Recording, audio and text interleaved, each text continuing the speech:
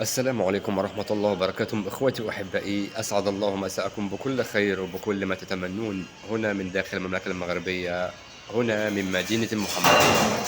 النهاردة جايب لكم مدينة من أهم المدن المغربية والتي تقع غرب المملكة المغربية، وهي من المدن الساحلية والسياحية من الدرجة الأولى. المدينة تسمى بمدينة الصويرة، وطبعا هي تابعة لمدينة أو عمالة مدينة أسفي ومدينة مراكش.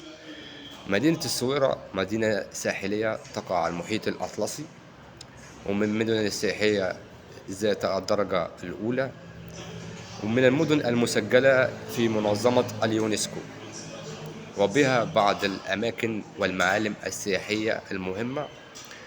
وده اللي هتشوفوه إن شاء الله داخل الأجواء الرمضانية والتي تدور داخل مدينة الصويرة، المدينة السياحية العتيقة. تفضلوا معي شوفوا الفيديو إن شاء الله هيعجبكم. تفضلوا معي.